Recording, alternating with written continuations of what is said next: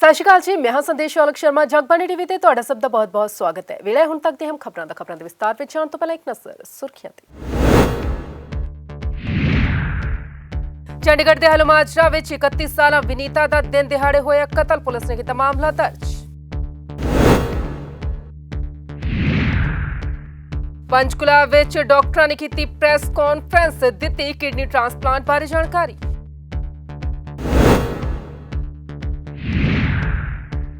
ਅਤੇ ਸੀਨੀਅਰ ਵਕੀਲ ਨਵਕਿਰਨ ਸਿੰਘ ਨੇ ਕੀਤੀ ਪ੍ਰੈਸ ਕਾਨਫਰੰਸ, ਉਹਨਾਂ ਨੇ ਦੱਸੀ ਸਿੰਘੂ ਬਾਰਡਰ ਦੀ ਸਥਿਤੀ।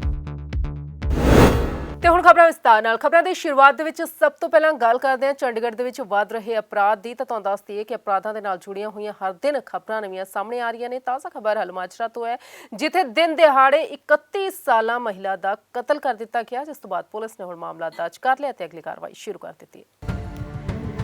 ਲੁੱਟਖੋ ਅਤੇ ਕਤਲ ਦੀਆਂ ਵਾਰਦਾਤਾਂ ਦੇ ਵਿੱਚ ਨਿਤ ਦਿਨ ਇਜ਼ਾਫਾ ਹੁੰਦਾ ਜਾ ਰਿਹਾ ਹੈ ਤੇ ਇਨ੍ਹਾਂ ਘਟਨਾਵਾਂ ਤੋਂ ਬਾਅਦ ਪੁਲਿਸ ਉੱਪਰ ਵੀ ਸਵਾਲੀਆ ਨਿਸ਼ਾਨ ਖੜੇ ਹੁੰਦੇ ਵਿਖਾਈ ਦੇ ਰਹੇ ਨੇ। ਤੇ ਤਾਜ਼ਾ ਮਾਮਲਾ ਚੰਡੀਗੜ੍ਹ ਦੇ ਹਲੂਮਾਜਰਾ ਖੇਤਰ ਦਾ ਹੈ, ਜਿੱਥੇ ਕਿ 31 ਸਾਲਾ ਵਿਨੀਤਾ ਦਾ ਦਿਨ ਦਿਹਾੜੇ ਕਤਲ ਕਰ ਦਿੱਤਾ ਗਿਆ। ਤੇ ਮੌਕੇ ਤੇ ਚੰਡੀਗੜ੍ਹ ਪੁਲਿਸ ਦੇ ASP Shroti Arora operation cell crime branch ਵੀ ਪਹੁੰਚੇ ਤੇ ਪੁਲਿਸ ਨੇ ਇਸ ਘਟਨਾ ਤੋਂ ਬਾਅਦ ਅਣਪਛਾਤੇ ਵਿਅਕਤੀਆਂ ਉੱਤੇ ਮਾਮਲਾ ਦਰਜ ਕਰ ਲਿਆ ਅਤੇ ਇਸ ਕਤਲ ਦੇ ਮਾਮਲੇ ਦੀ ਜਾਂਚ ਦੇ ਵਿੱਚ ਪੁਲਿਸ ਜੁਟ ਗਈ ਹੈ।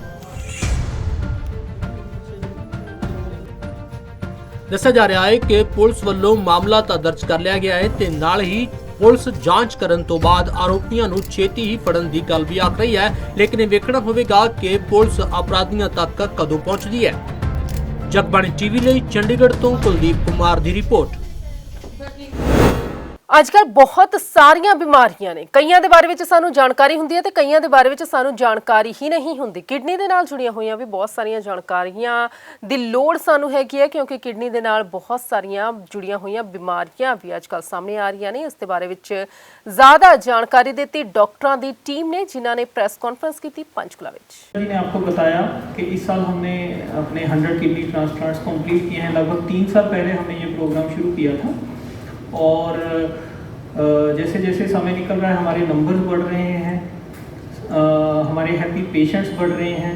और इसके साथ हमने कुछ और ऐड किया है। लास्ट ईयर हमने स्वैब किडनी ट्रांसप्लांट शुरू किया था, वो भी हमारा अच्छे नंबर में चल रहा है। स्वैब किडनी ट्रांसप्लांट एक ऐसी सुविधा है जब घर पे अगर आपके पास कंपैटिबल सेम ब्लड ग्रुप का डोनर नहीं है तो उसमें कानून के चलते और एक ऐसी प्रतिक्रिया है जिसमें हम एक्सचेंज कर सकते हैं, 2 डोनर्स को एक्सचेंज किया जा सकता है। तो ये 2019 में हमने फर्स्ट किया था, वो अभी चल रहा है। इस साल हमने पीडियाट्रिक किडनी ट्रांसप्लांट भी स्टार्ट किया है छोटे बच्चों का। और इसके साथ ही कुछ एनजीओज़ के साथ हमारा टाई अप हुआ है। कुछ ऐसे पेशेंट्स हैं जो फाइनेंशियली इतने वेल ऑफ नहीं होते या उनकी ये ट्रीटमेंट की जो सुविधा है वो उसका फ़ायदा नहीं उठा पाते, ट्रांसप्लांट के नहीं अफोर्ड कर सकते।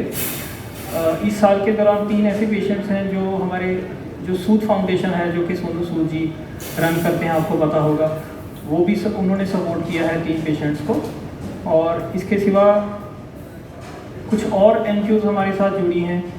इसमें से एक बठिंडा और ये डबोवाली रीजन में है, उसका नाम है अपने। तो मैं चाहता हूँ कि आपके माध्यम से उनको भी एक मैं धन्यवाद देना चाहूँगा। उन्होंने एक पेशेंट को सपोर्ट किया है। और लास्ट ईयर एक लुधियाना की फाउंडेशन है, कुछ कोशिशें, उन्होंने एक पेशेंट का ट्रांसप्लांट सपोर्ट किया है।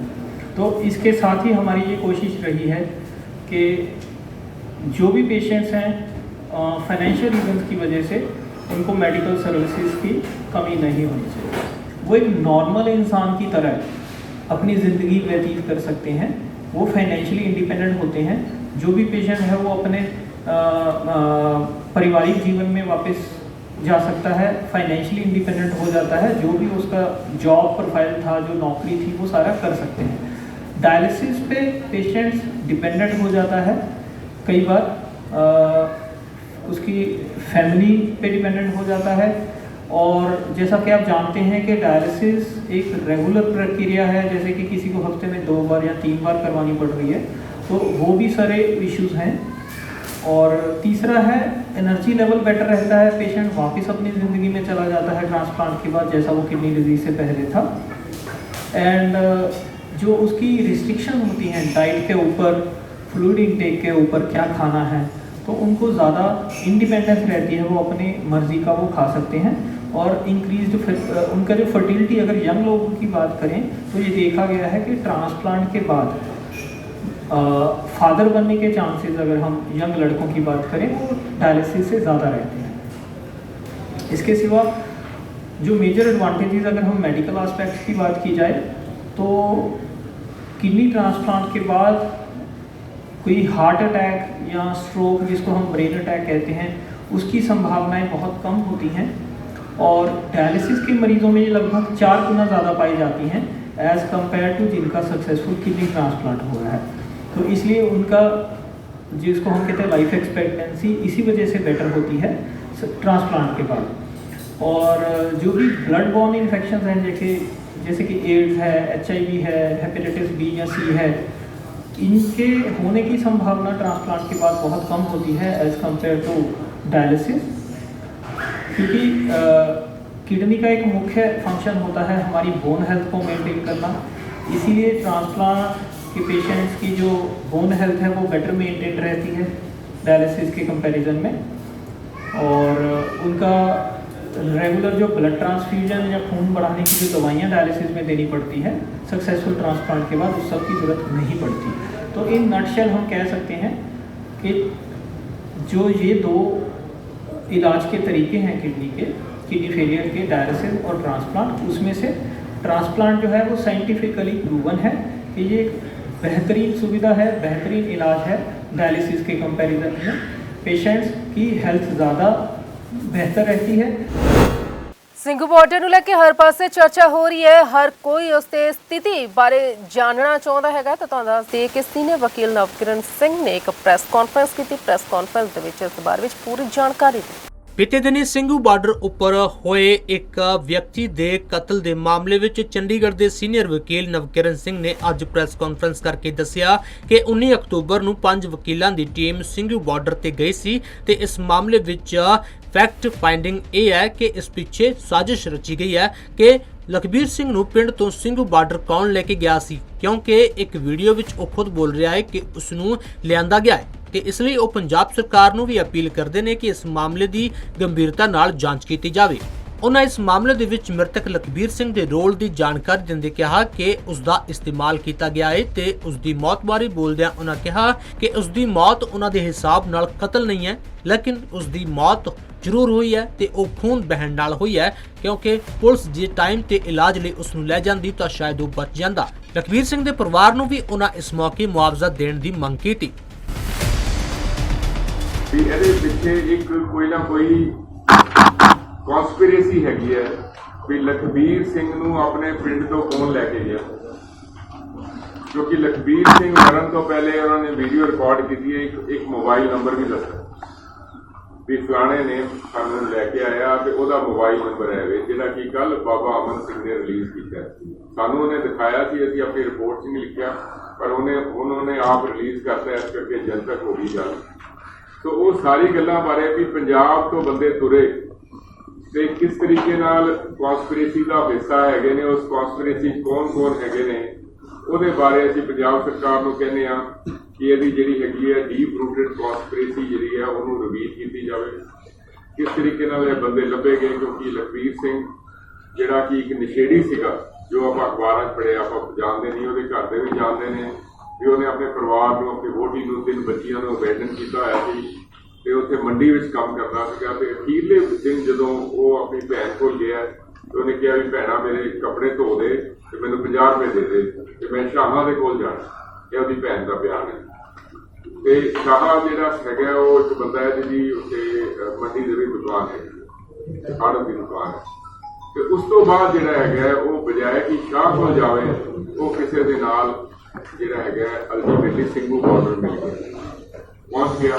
ਉੱਥੇ ਉਹ ਕਿਵੇਂ ਇੰਡਕਟ ਹੋਇਆ ਉਹ ਤੁਹਾਨੂੰ ਸਾਰਿਆਂ ਨੂੰ ਪਤਾ ਹੈਗਾ, ਅਸੀਂ ਸਾਰਾ ਰਿਲੀਜ਼ ਕੀਤਾ, ਕਿਉਂਕਿ ਉਹ ਬੰਦਾ ਜਿਹੜਾ ਹੈਗਾ ਸਿੱਖ ਪਰਿਵਾਰ ਨੂੰ ਬਿਲੋਂਗ ਕਰਦਾ ਸੀਗਾ ਤੇ ਸਿੱਖੀ ਰੀਤੀ ਰਿਵਾਜ਼ਾਂ ਬਾਰੇ ਜਾਣੂ ਸੀਗਾ। ਇਸ ਕਰਕੇ ਉਹਨੂੰ, ਸਾਡੀ ਫਾਈਂਡਿੰਗ ਇਹ ਹੈਗੀ ਹੈ ਵੀ ਉਹਨੂੰ ਜਿਹੜਾ ਹੈਗਾ ਵਰਤਿਆ ਗਿਆ। पिछला सारा साल कोरोना की बलि चढ़ गया। सारे त्योहार पिछले साल बिल्कुल ही सुन्ने रहे, पर इस साल अजिहा नहीं होवेगा क्योंकि इस बार जिवें ही त्योहारों का सीजन शुरू होया मुड़ तो रौनक दिखण लग पई है बाज़ारां विच भी। कोविड-19 ਦੇ ਦੌਰ ਦੇ ਵਿੱਚ ਤਕਰੀਬਨ 2 ਸਾਲ ਲੋਕਾਂ ਨੇ ਡਰ ਦੇ ਸਾਏ ਹੇਠਾਂ ਬਿਤਾਏ ਨੇ। ਇਸ ਭਿਅੰਕਰ ਮਹਾਮਾਰੀ ਦਾ ਕਿਸੇ ਨੂੰ ਵੀ ਅੰਦਾਜ਼ਾ ਨਹੀਂ ਸੀ ਤੇ ਇਸ ਦੇ ਆਉਣ ਨਾਲ ਦੁਨੀਆ ਇੱਕ ਵਾਰ ਜਿਵੇਂ ਥੰਮ ਗਈ ਸੀ ਅਤੇ ਜੋ ਜਿੱਥੇ ਸੀ ਉੱਥੇ ਹੀ ਰਹਿ ਗਿਆ ਸੀ। ਲੇਕਿਨ ਇੱਕ ਵਾਰ ਫਿਰ ਤੋਂ ਕੋਰੋਨਾ ਦਾ ਖਤਰਾ ਘਟਣ ਦੇ ਨਾਲ ਫੈਸਟੀਵਲ ਸੀਜ਼ਨ ਸ਼ੁਰੂ ਹੋ ਗਿਆ ਹੈ ਤੇ ਇੱਕ ਵਾਰ ਫਿਰ ਤੋਂ ਬਾਜ਼ਾਰਾਂ ਦੇ ਵਿੱਚ ਭੀੜ ਵਿਖਣ ਲੱਗੀ ਹੈ ਅਤੇ ਦੀਵਾਲੀ ਦਾ ਫੈਸਟੀਵਲ ਆਉਣ ਵਾਲਾ ਹੈ ਤੇ ਇਸ ਤੋਂ ਪਹਿਲਾਂ ਅਸੀਂ ਦੁਸ਼ਹਿਰਾ ਵੀ ਮਨਾ ਲਿਆ ਹੈ ਤੇ ਕਰਵਾ ਚੌਥ ਵੀ ਆਉਣ ਵਾਲਾ ਹੈ ਤੇ ਇਸ ਨੂੰ ਲੈ ਕੇ ਮਾਰਕੀਟਾਂ ਸਜ ਚੁੱਕੀਆਂ ਨੇ ਤੇ ਮਾਰਕੀਟ ਨੂੰ ਦੁਲਹਨ ਵਾਂਗ ਸਜਾਇਆ ਜਾ ਚੁੱਕਿਆ ਹੈ। ਜੇ ਚੰਡੀਗੜ੍ਹ ਦੀ ਮੁੱਖ ਮਾਰਕੀਟ ਦੀ ਗੱਲ ਕਰੀਏ ਤਾਂ 22 ਸੈਕਟਰ ਅਤੇ ਸੈਕਟਰ 17 ਪਲਾਜ਼ਾ ਦੇ ਵਿੱਚ ਬਿਲਕੁਲ ਦੁਲਹਨ ਦੀ ਤਰ੍ਹਾਂ ਮਾਰਕੀਟ ਸਜੀ ਤੁਹਾਨੂੰ ਵਿਖਾਈ ਦੇਵੇਗੀ ਤੇ ਲੋਕ ਵੀ ਕਾਫੀ ਸੰਖਿਆ ਦੇ ਵਿੱਚ ਇੱਥੇ ਪਹੁੰਚ ਕੇ ਸ਼ਾਪਿੰਗ ਕਰ ਰਹੇ ਨੇ। हमारा सेक्टर है 22 सेक्टर हमारी दिल की जान है और कोविड में स्पेशली इस पर फेस्टिवल बहुत अच्छा लग रहा है। इस बार कोविड में फाइनली कोविड के बाद हमें ज़्यादा बढ़िया लग रहा है जी, इंजॉय कर रहे हैं इस टाइम पूरा स्पेशली अपने 22 सेक्टर आए थे तो बहुत बढ़िया लगे, बहुत घैंट आ रही है। बहुत अच्छा लग रहा जी बिकॉज कोविड करके पैंडेमिक सी पिछले साल त्योहारों का भी कोई किसी को आनंद नहीं आया। सो वाहिगुरू की बहुत ही मेहर हुई है कि हुण त्योहारों के दिन ने अगले संडे करवा चौथ है ते अगे दिवाली आ रही है। बड़ा सोहना सारी मार्केट सजाई हुई है। ਤੁਹਾਨੂੰ ਦੱਸ ਦਈਏ ਕਿ ਬੀਤੇ ਤਕਰੀਬਨ 2 ਸਾਲਾਂ ਦੇ ਵਿੱਚ ਕੋਵਿਡ-19 ਦੇ ਕਾਰਨ ਕੋਈ ਵੀ ਤਿਉਹਾਰ ਮਨਾਉਣ ਸਮੇਂ ਉਸ ਦੀ ਰੌਣਕ ਫਿੱਕੀ ਲੱਗਦੀ ਸੀ, ਲੇਕਿਨ ਹੁਣ ਜਿਵੇਂ ਹੀ ਕੋਵਿਡ ਦਾ ਖਤਰਾ ਘਟਿਆ ਹੈ ਤੇ ਲੋਕਡਾਊਨ ਉੱਠ ਚੁੱਕਿਆ ਹੈ ਤਾਂ ਬਾਜ਼ਾਰਾਂ ਦੇ ਵਿੱਚ ਫੈਸਟੀਵਲ ਸੀਜ਼ਨ ਦੇ ਕਾਰਨ ਲੋਕਾਂ ਦੇ ਚਿਹਰੇ ਉੱਪਰ ਕਾਫੀ ਰੌਣਕ ਹੈ। ਖਾਸ ਕਰ ਇਸ ਤਿਉਹਾਰਾਂ ਦੇ ਸੀਜ਼ਨ ਨੂੰ ਲੈ ਕੇ ਦੁਕਾਨਦਾਰਾਂ 'ਚ ਕਾਫੀ ਜ਼ਿਆਦਾ ਖੁਸ਼ੀ ਪਾਈ ਜਾ ਰਹੀ ਹੈ। ਚੰਡੀਗੜ੍ਹ ਤੋਂ ਜਗਬਾਣੀ ਟੀਵੀ ਲਈ ਭਗਵਤ ਸਿੰਘ ਦੀ ਰਿਪੋਰਟ।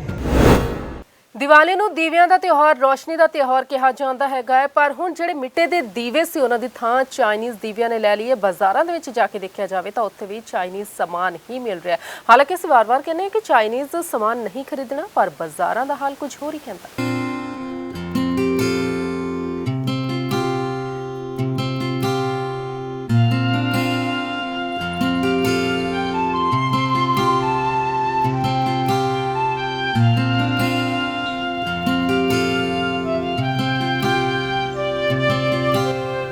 ਜਿਵੇਂ ਜਿਵੇਂ ਦੀਵਾਲੀ ਦਾ ਤਿਉਹਾਰ ਨੇੜੇ ਆ ਰਿਹਾ ਹੈ ਉਵੇਂ ਬਾਜ਼ਾਰਾਂ ਵਿੱਚ ਰੌਣਕਾਂ ਲੱਗਣੀਆਂ ਸ਼ੁਰੂ ਹੋ ਗਈਆਂ ਹਨ। ਉੱਥੇ ਹੀ ਇਸ ਸੰਬੰਧੀ ਜਿਸ ਦੀ ਸਭ ਤੋਂ ਜ਼ਿਆਦਾ ਲੋੜ ਹੁੰਦੀ ਹੈ, ਜਿਸ ਨਾਲ ਸਾਰਾ ਘਰ ਜਗਮਗਾ ਉੱਠਦਾ ਹੈ, ਉਹ ਹਨ ਦੀਵੇ। ਜੀ ਹਾਂ, ਦੀਵਿਆਂ ਦੀ ਰੋਸ਼ਨੀ 'ਚ ਸ਼ਹਿਰ ਪਿੰਡ ਦੇ ਲੋਕਾਂ 'ਚ ਉੱਥੇ ਮਿੱਟੀ ਦੇ ਦੀਵਿਆਂ ਦੀ ਗੱਲ ਕਰੀਏ ਤਾਂ ਕਾਰੀਗਰਾਂ ਨੇ ਵੱਖ-ਵੱਖ ਤਰ੍ਹਾਂ ਦੇ ਮਿੱਟੀ ਦੇ ਦੀਵੇ ਬਣਾਉਣੇ ਸ਼ੁਰੂ ਕਰ ਦਿੱਤੇ ਹਨ। ਜਿੱਥੇ ਪਿਛਲੇ ਸਾਲ ਕਰੋਨਾ ਦੀ ਮਾਰ ਝੇਲ ਰਹੀ ਕਾਰੀਗਰਾਂ ਨੂੰ ਇਸ ਵਾਰ ਥੋੜੀ ਆਸ ਜਾਗੀ ਹੈ ਕਿ ਉਹ ਮਿੱਟੀ ਦੇ ਬਣੇ ਦੀਵਿਆਂ ਨਾਲ ਕਮਾਈ ਕਰ ਸਕਦੇ ਹਨ। ਗੱਲ ਕਰੀਏ ਸਿਟੀ ਬਿਊਟੀਫੁਲ ਦੀ ਤਾਂ ਇੱਥੇ ਹੀ ਮਿੱਟੀ ਦੇ ਦੀਏ ਦੀ ਲੋ ਖਤਮ ਹੁੰਦੀ ਜਾ ਰਹੀ ਹੈ। ਸੁਣੋ ਕੀ ਕਹਿਣਾ ਹੈ ਕਾਰੀਗਰਾਂ ਦਾ। वजह तो यही है सर, अब ये ज़्यादातर चाइनीज़ सामान बिक रहा है। मुश्किल लग रहा है जी। अब का तो दिवाली बिल्कुल पास में आ गई है पर कस्टमर नहीं है, कुछ नहीं बिक रहा है सर। स्टील के चल गए आजकल, लोग कहते हैं स्टील के लेंगे, घर में हमारे पास रखा है वो बरतेंगे। पिछले साल दीवे अच्छे हैं और अब की साल भी अच्छे बिकेंगे। जो चाइनीज़ लड़ी चल रही है वो हमारे मुकाबले से फेल कर देंगे। अब हमारे पास हर एक तरह की वैरायटी के दीवे नवे से नवे डिजाइन में आ चुके हैं चंडीगढ़ में। हाँ, उसके मुकाबले अब के हमने अलग अलग वैरायटी के दीवे तैयार कर लिए। पिछले मुकाबले दीवे कम बिके थे और अब के ज़्यादा है उम्मीद बिकने की।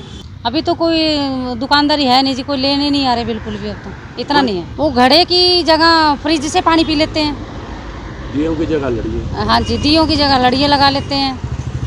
और हमारा ये दियों का काम, घड़े का काम काफ़ी बंद हो चुका है। पिछली दिवाली हमारी चाइनीज़ लड़ियों करके ठंडा रहा, हमारा मंदा चला पिछली दिवाली को। नहीं, इतने नहीं बिके। चाइनीज़ लड़ियाँ बहुत ज़्यादा बिकी हैं, उससे हमारा बहुत नुकसान हुआ है। इस बार क्या लेके आए? इस बार हम ये दीपावली के दीवे लेके आए हैं जो हमारे अलग अलग डिजाइन के। तो कस्टमर हमारे आए और इन दीवों को लें और चाइनीज़ से दूर रहें। ਦੀਵਾਲੀ ਦੇ ਤਿਉਹਾਰ ਮੌਕੇ ਮਿੱਟੀ ਦੇ ਦੀਏ ਜਲਾਉਣਾ ਬਹੁਤ ਸ਼ੁਭ ਮੰਨਿਆ ਜਾਂਦਾ ਹੈ, ਪਰ ਬਦਲਦੇ ਸਮੇਂ ਤੇ ਚਕਾਚੌਂਧ ਦੀ ਦੁਨੀਆ ਵਿੱਚ ਦੀਵਾਲੀ ਤੇ ਘਰਾਂ ਵਿੱਚ ਬਣਨ ਵਾਲੇ ਦੀਏ ਹੁਣ ਮਿੱਟੀ ਦੇ ਨਹੀਂ ਰਹੇ। ਇਹਨਾਂ ਦੀ ਥਾਂ ਚਾਈਨੀਜ਼ ਦੀਵਿਆਂ ਨੇ ਲੈ ਲਈ ਹੈ, ਜਿਸ ਨੂੰ ਲੋਕ ਜ਼ਿਆਦਾ ਖਰੀਦਦੇ ਹਨ। ਸਸਤੇ ਅਤੇ ਖੂਬਸੂਰਤ ਵਿਖਣ ਵਾਲੇ ਚਾਈਨੀਜ਼ ਦੀਵੇ ਬਾਜ਼ਾਰਾਂ ਵਿੱਚ ਧੂਮ ਮਚਾ ਰਹੇ ਹਨ। ਲੋਕ ਇਹਨਾਂ ਦੀਵਿਆਂ ਦੀ ਖਰੀਦਦਾਰੀ ਕਰ ਰਹੇ ਹਨ। ਹਾਲਾਂਕਿ ਸਮਾਜਿਕ ਸੰਸਥਾਵਾਂ ਨਾਲ ਜੁੜੇ ਲੋਕ ਅੱਜ ਵੀ ਮਿੱਟੀ ਦੇ ਦੀਵੇ ਨੂੰ ਜਲਾਉਣਾ ਪਸੰਦ ਕਰਦੇ ਹਨ। ਦੀਵਾਲੀ ਕਰਕੇ ਬਾਜ਼ਾਰਾਂ ਚਾਈਨੀਜ਼ ਸਾਮਾਨ ਨਾਲ ਰੋਸ਼ਨ ਹੋ ਜਾਂਦੀਆਂ ਹਨ। ਇਸ ਵਾਰ ਵੀ ਦੀਵਾਲੀ ਤੇ ਬਾਜ਼ਾਰਾਂ ਵਿੱਚ ਚਾਈਨੀਜ਼ ਸਟਾਲਾਂ ਦੀ ਧੂਮ ਹੈ। ਖਾਸ ਤੌਰ ਤੇ ਘਰਾਂ ਵਿੱਚ ਜਲਣ ਵਾਲੇ ਮਿੱਟੀ ਦੇ ਦੀਵੇ ਤੇ ਵੀ ਚਾਈਨੀਜ਼ ਦਾ ਕਬਜ਼ਾ ਹੋ ਗਿਆ ਹੈ। ਜਗਬਾਣੀ ਟੀਵੀ ਲਈ ਭਗਵਤ ਸਿੰਘ ਦੀ ਰਿਪੋਰਟ। ਗੱਲ ਮੌਸਮ ਦੀ ਕਰ ਲੈਂਦੇ ਆ ਤਾਂ ਜਿਵੇਂ ਅਕਤੂਬਰ ਮਹੀਨਾ ਲੰਘਦਾ ਜਾ ਰਿਹਾ, ਠੰਡਕ ਦਾ ਅਹਿਸਾਸ ਹੋਣਾ ਸ਼ੁਰੂ ਹੋ ਗਿਆ ਹੈ। ਤਾਪਮਾਨ ਦੀ ਜੇ ਗੱਲ ਕੀਤੀ ਜਾਵੇ ਤਾਂ ਵੱਧ ਤੋਂ ਵੱਧ ਤਾਪਮਾਨ 32.2 ਡਿਗਰੀ ਸੈਲਸੀਅਸ ਤੇ ਘੱਟੋ ਘੱਟ ਤਾਪਮਾਨ 17.4 ਡਿਗਰੀ ਸੈਲਸੀਅਸ ਦਰਜ ਕੀਤਾ ਗਿਆ। ਤਾਂ ਅੱਜ ਦੇ ਇਸ ਬੁਲੇਟਿਨ ਦੇ ਵਿੱਚ ਬਸ ਨਹੀਂ, ਫਿਰ ਹੋਵੇਗੀ ਮੁਲਾਕਾਤ। ਸਤਿ ਸ਼੍ਰੀ ਅਕਾਲ।